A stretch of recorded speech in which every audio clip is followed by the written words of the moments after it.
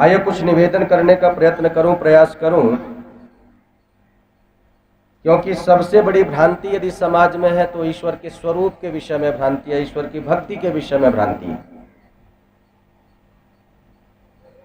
आज दुनिया के लोग ईश्वर को जितने भी लोग हैं मानते तो हैं और उस ईश्वर की पूजा भी करते हैं। जितने भी मतांतर के लोग हैं सारे के सारे ईश्वर को मानते हैं, किसी भी रूप में मानते हो, लेकिन मानते अवश्य हैं। लेकिन जानते कितने हैं उस ईश्वर के स्वरूप को, जानते कितने हैं? इसीलिए जब जाना नहीं केवल मान लिया तो ईश्वर की उपासना की पद्धति अलग अलग लोगों ने बना ली। एक संप्रदाय ने अपनी ईश्वर की उपासना की पद्धति कैसी बनाई? खड़े होकर के, बैठ करके, दंड बैठक, कसरत करके। और कुछ लोगों ने घंटा घड़ियाल बजा करके ईश्वर की उपासना की विधि अपनाई। लेकिन एक निवेदन करना चाहता हूं कि ईश्वर की उपासना का स्थान क्या है, कहां बैठ करके उस परमपिता परमात्मा की उपासना की जाए और उपासना का समय कौन सा है। क्योंकि हर समय तो हम बैठ करके उपासना नहीं कर सकते, क्योंकि संसार में आकर के अन्य कार्यों को भी संपादित करना है। तो ईश्वर की उपासना का समय कौन सा है, किस समय हम ईश्वर की उपासना करें? तो वेद में बहुत सुंदर एक मंत्र आया है जिसमें उपासना करने की बात कही और उपासना का समय भी निर्धारित किया गया। और वो मंत्र क्या है? उपत्वाग्ने दिवे दिवे दोषा वस्त्र धिया वयम नमो भरंति ऐमसी। उस परमपिता परमात्मा की उपासना कब करें? तो कहा दो समय करें, संधि बेला में करें। और संधि बेलाएं कितनी हैं? बोले दो हैं संधि बेलाएं, एक प्रातः काल संधि की बेला है और दूसरे सायंकाल संधि की बेला है। यानी प्रातः काल रात्रि जा रही है और दिन का आगमन हो रहा है, उस संधि बेला में हम भी क्या कर लें? उस परमपिता परमात्मा का योग कर लें, परमपिता परमात्मा से जुड़ जाएं। बोले उस परमपिता परमात्मा के योग के लिए, जुड़ने के लिए, उपासना करने के लिए कोई स्थान नियत किया गया, स्थान बताया गया जहां बैठ करके परमात्मा की हम भक्ति कर सकें, जिससे जहां पर हम जुड़ सकें।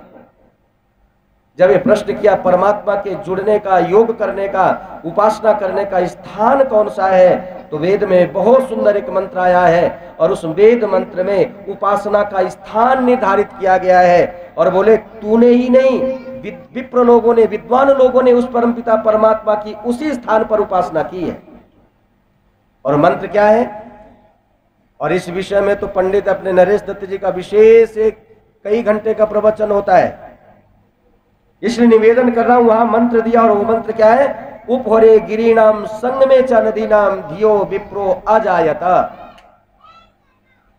बोले इस वेद मंत्र में परमपिता परमात्मा की उपासना का स्थान बताया। बोले ऐसा जहां पर वातावरण हो, ऐसे स्थान में बैठ करके परमात्मा की उपासना करना, उसका योग करना। और स्थान क्या बताया? बोले पहले तो तुम्हें ऐसा स्थान देखना पड़ेगा जहां पर पहाड़ हो। बोले पहाड़ों में जाकर के, गिरी में जाकर के उपासना होगी। बोले आज हमारे घर सुरक्षित नहीं है तो पहाड़ कैसे सुरक्षित होंगे? और जब तक स्थान सुरक्षित नहीं होगा तो ईश्वर की उपासना कैसे होगी? तभी तो किसी से, एक सन्यासी से किसी ने पूछा कि उस परमपिता परमात्मा की जो संध्या है, उपासना है, आंख बंद करके करें या आंख खोल करके करें? जैसे पूछना कि परमात्मा की भक्ति संध्या आंख खोल करके करें या आंख बंद करके करें, तो बहुत सुंदर उत्तर दिया कि जब तुम संध्या अपने घर में करो तो आंख बंद करके करना, और जब कहीं बाहर रेलवे स्टेशन या बस स्टैंड आदि स्थानों में संध्या करें तो उस समय कैसे करना? आंख बंद करके करोगे। बोले ऐसे स्थानों में जब संध्या करना तो कैसे करना, आंख खोल करके करना। क्यों? क्योंकि जहां आंख बंद हुई और माल सामान सारा का सारा साफ, इसलिए स्थान सुरक्षित है तो परमात्मा की भक्ति हो सकेगी। और आज जब घर सुरक्षित नहीं है तो पहाड़ सुरक्षित कैसे हो सकते हैं?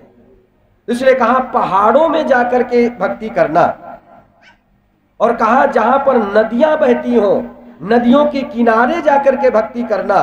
और कहां जाकर के भक्ति करना? बोले गुफा में जाकर के भक्ति करना परमात्मा की। बोले ऐसे स्थानों में जाकर के परमात्मा की भक्ति करना। बोले भक्ति करने के लिए इन स्थानों में जाना पड़ेगा? कोई ऐसा स्थान है कि ये सारी की सारी चीजें एक ही जगह पर मिल जाए? बोले हाँ, ये सारी की सारी एक जगह पर मिल जाएंगे। पहाड़ भी मिलेंगे, गुफा भी होगी, नदियां भी होंगी, और नदियां ही नहीं, नदियों का संगम भी होगा। और कितनी नदियों का संगम होगा? तो कहा एक नहीं, दो नहीं, तीन तीन नदियों का संगम होगा। लेकिन बोले संगम तो इलाहाबाद में है, क्या इलाहाबाद जाना पड़ेगा? 3 नदियों का संगम तो इलाहाबाद में है। बोले इलाहाबाद जाना पड़ेगा? बोले इलाहाबाद जाने की आवश्यकता नहीं है। इलाहाबाद में भी संगम है। कितनी नदियों का? 3 नदियों का। उनमें से 2 नदियां दिखाई देती हैं और एक नदी बोलो छिपी हुई है, दिखाई नहीं देती, कहते अदृश्य है। लेकिन ये सारी तीनों की तीनों नदियां तुम्हें इलाहाबाद जाने की आवश्यकता नहीं पड़ेगी। परमपिता परमात्मा ने एक स्थान पर ये नदियां भी दी।